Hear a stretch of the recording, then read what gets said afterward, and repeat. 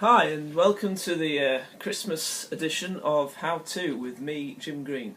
In today's episode we'll be going over things you need to do to get your garden ready for early next year and spring, when you'll be able to plant plants obviously, and also get the bird feeders ready for the birds that will be migrating back February, March time.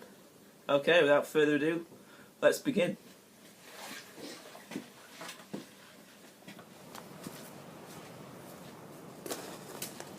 Hi, I welcome you down to the raised bed complex we have down at Farm Green. As you can see, there are 3 raised beds here, 1, 2 and 3. Some with old plants in, some with none in that I've already prepared for you to have a look at. And I'll just talk you through some of the equipment you'll need, a bit of the process and the methodology of actually getting the raised beds prepared. Also digging in a bit of new compost, some old plants to get as much nutrients into the ground as we can, ready for next year.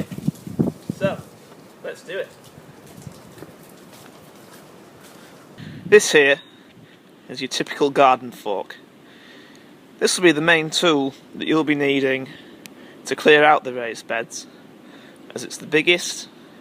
It's also relatively delicate in terms of garden machinery, as the soil can fall through each prong quite easily. Here are the next 2 items that you'll be needing to sort out the raised beds. On the left here we have a pronged trowel, I think it's called. This is used for a more kind of subtle approach to getting out the isolated weeds that you'll find whilst clearing out the raised beds. On the right here is a pair of good gardening gloves.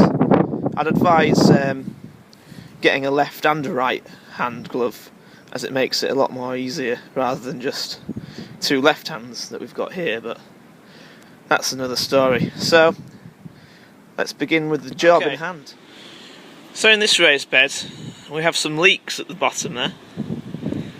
They're doing alright. They can be left in over winter, as they'll just kind of stay kind of stagnant really in the growing process, and they can be harvested middle of springtime, I think. Come down this side of the raised bed, you'll see a large amount of strawberries, which not only took up a lot of room, we barely got a single strawberry yielded when we harvested them. So a bit of a waste of time really, and these can be quite tricky to actually get out of the soil because they have quite a convoluted root system.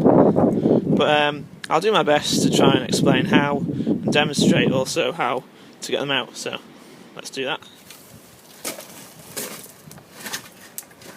Okay then, you want to be wielding this fork with 2 hands to get maximum velocity out of the spade movements.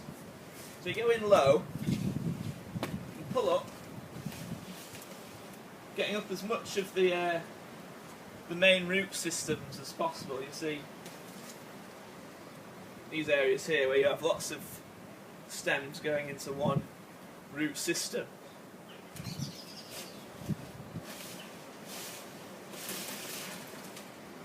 And then like that you just continue with that process for a while until you have a clear raised bed. So in this bed we had some beetroot that we've got rid of now, and I've just left some of the old beetroot stalks in there. And if you dig this in like this, then that'll decompose and add a bit more extra nutrients into the soil, ready for the next plants that will be arriving.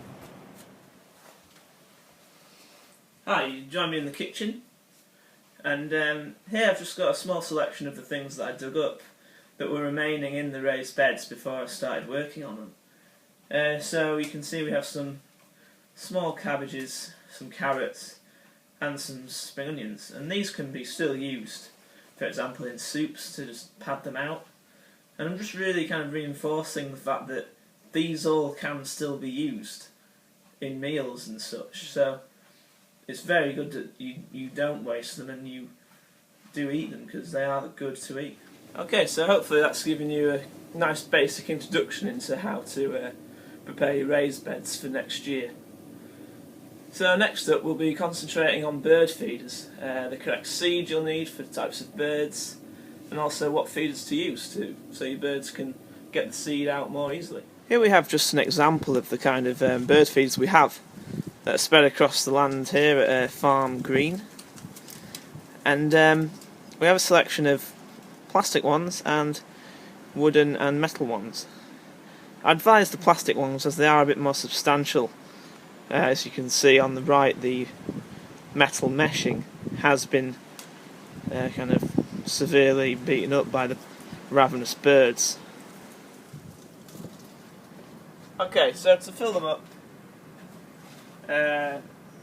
I've purchased this funnel that isn't really necessary, but it does make filling up bird feeders a lot easier.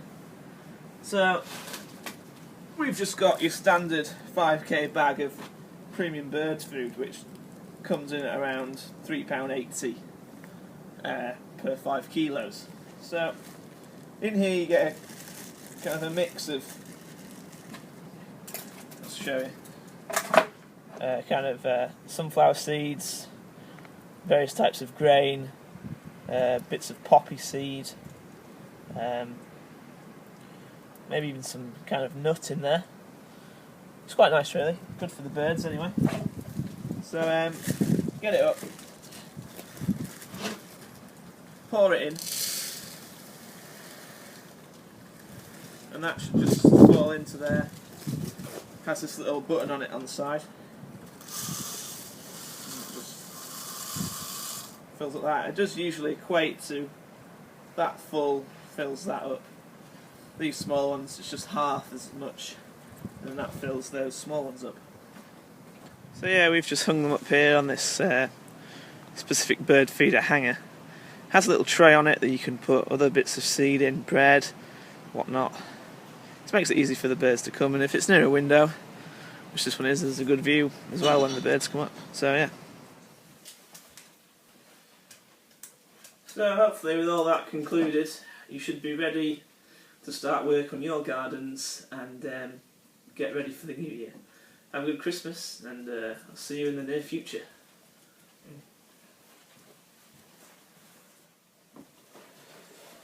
So yeah, hopefully that's just given you enough information on getting your garden ready for the new year, sorting the planting areas out and filling up the bird feeds.